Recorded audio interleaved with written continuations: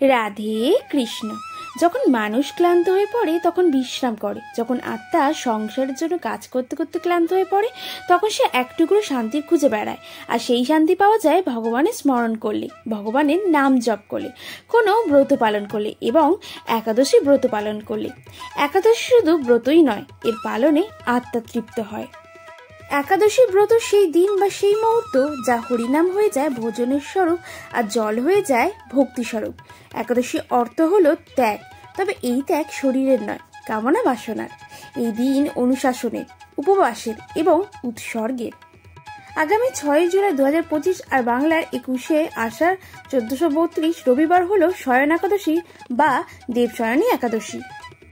এই শয়ন একাদশীর উপবাস শুধু শরীরের নয়, সে এক বিশ্ব ব্রহ্মাণ্ডের এমন স্মরণীয় মুহূর্ত যখন স্বয়ং ভগবান শ্রী বিষ্ণু 4 মাসের জন্য শ্বেত সাগরে অনন্ত শয্যাশায়ী শায়িত অর্থাৎ যোগনিদ্রায় যান।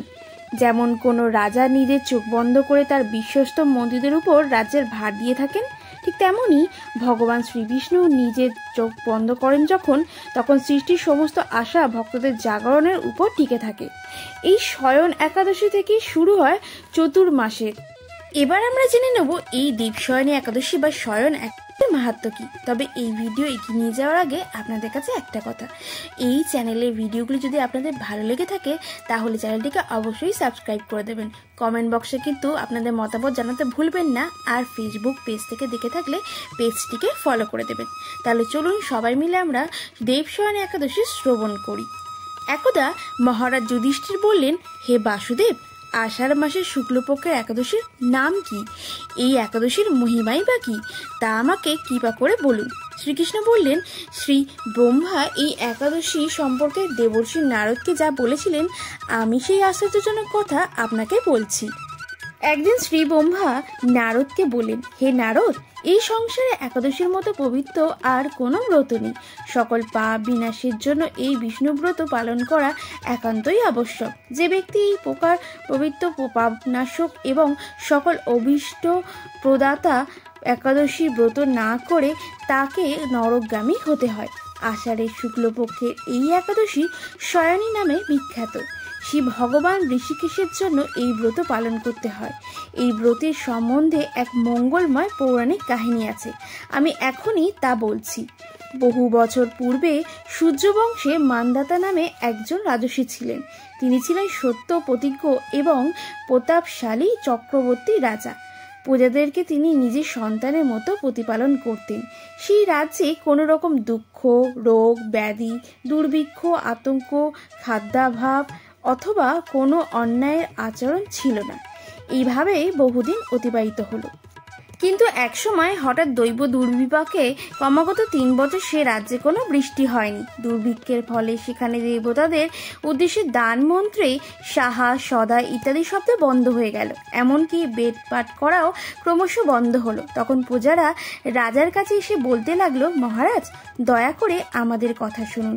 শাস্ত্রে জলকে নার বলা হয়, আর সেই জলে ভগবানের অয়ন অর্থাৎ নিবাস।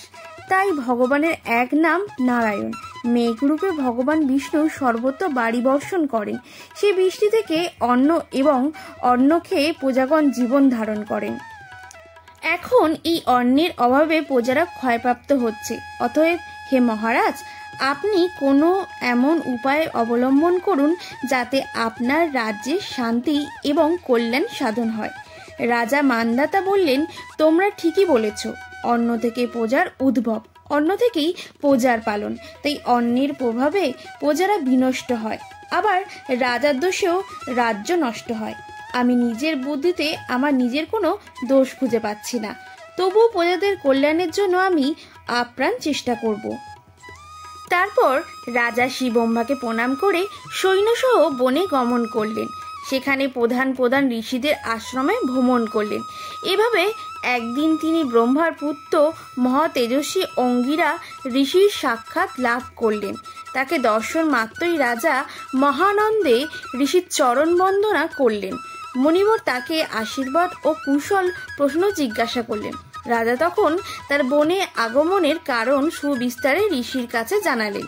ঋষি অঙ্গিরা কিছু সময় ধ্যানস্থ থাকার পর বলতে লাগলেন, হে রাজন, এটা সত্যযুগ। এই যুগে সকল লোক বেদ পরায়ণ এবং ব্রাহ্মণ ছাড়া অন্য কেউ তপস্যা করে না। এই নিয়ম থাকা সত্ত্বেও এক শূদ্র এই রাজ্যে তপস্যা করেছে।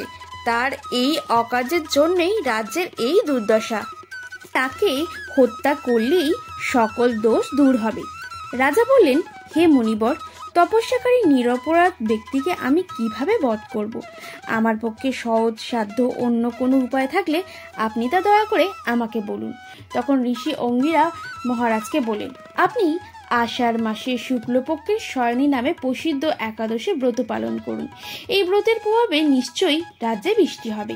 এই একাদশী সর্বসিদ্ধি দাত্রী এবং সর্ব উপদ্রব নাশকারিণী। হে রাজন, প্রজা ও পরিবারবর্গ সহ আপনি এই ব্রত পালন করুন। মুনিবরের কথা শুনে রাজা নিজে প্রাসাদে ফিরে এলেন। আষাঢ় মাস উপস্থিত হলে রাজ্যের সকল প্রজা রাজার সাথে এই একাদশী ব্রতের অনুষ্ঠান করলেন। ব্রতের প্রভাবে প্রচুর বৃষ্টিপাত হলো। কিছুকালের মধ্যে অন্নাভাবও দূর হয়ে গেল।